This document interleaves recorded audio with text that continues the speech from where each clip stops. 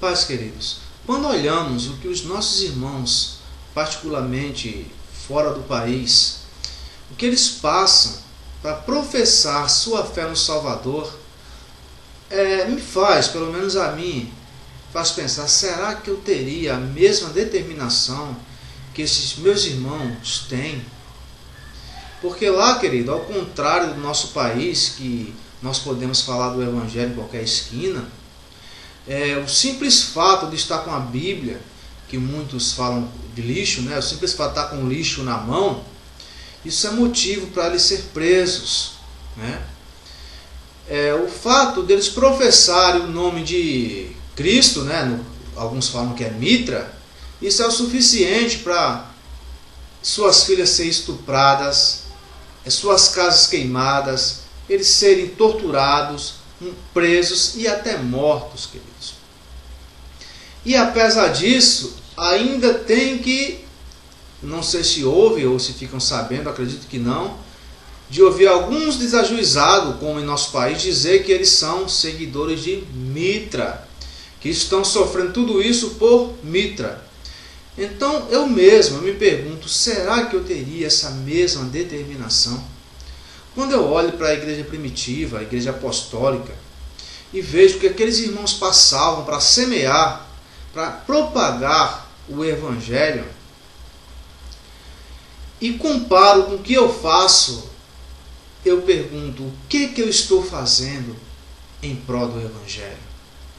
Porque até que eu tenho falado, querido, para o meu vizinho, para amigos, até para cliente, muitas vezes, do Evangelho de Cristo. Mas quando você, pelo menos no meu conceito, não sei se você tem esse mesmo ponto de vista que eu, quando eu me comparo com o que os irmãos no passado faziam, mesmo em tanta dificuldade, com o que os nossos irmãos agora, fora do país, nos países onde existe essa perseguição, fazem, eu vejo que, comparado a isso, eu não faço nada.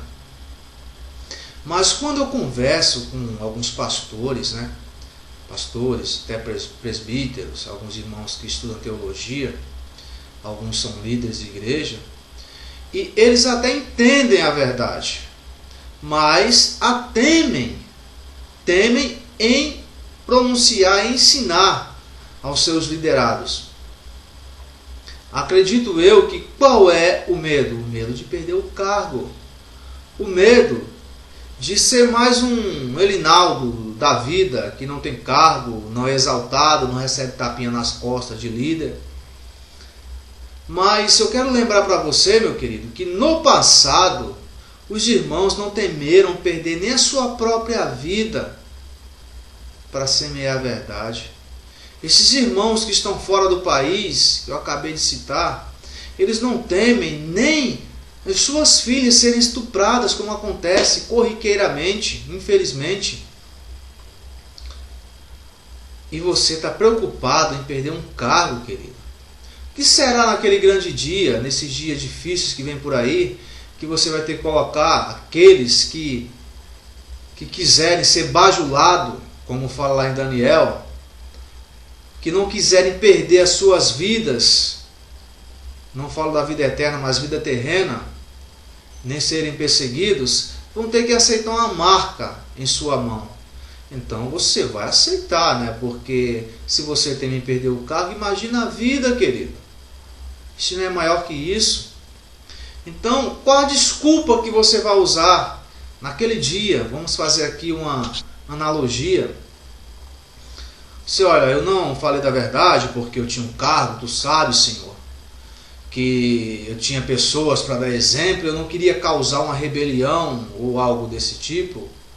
Aí vai e sai Barnabé, irmão, você está usando isso como desculpa, eu fui esfolado por causa da verdade. Aí vem outro irmão, fui queimado.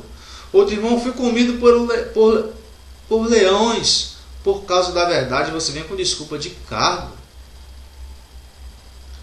Hoje, querido, nos dias de hoje, vemos muitas pessoas ousadas, pessoas que sentam atrás de um computador, que o cara é ousado, o cara xinga, o cara esbraveja, fala várias pataquadas, tudo que vem na sua boca ele fala, muito ousado.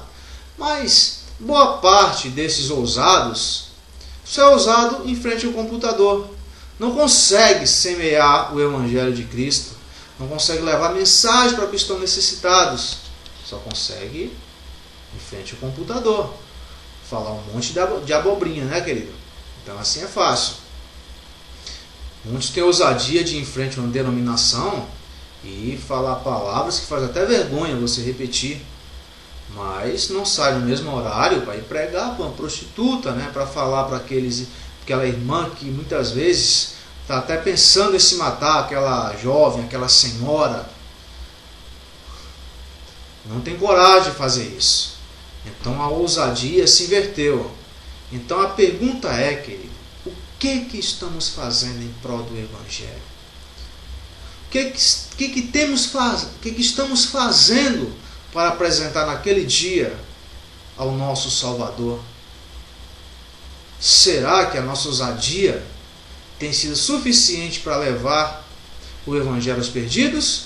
Ou ela se resume em ficar em frente a um computador? Que o Senhor tenha misericórdia das nossas vidas, que o Pai Eterno possa nos esforçar para que nós não sejamos tímidos em levar o Evangelho de Cristo. Não é, a timidez tem nada a ver com xingamento, tá, querido? Porque se xingar os outros, se esbravejar, isso fosse ousadia, então os apóstolos tinham sido uns covardes, porque nunca chamaram a deusa Diana de puta, nem Apolo de puta ou coisa parecida. Então, ousadia não tem nada a ver com xingação, querido, e sim de propagar a verdade do Evangelho. Fiquem na paz.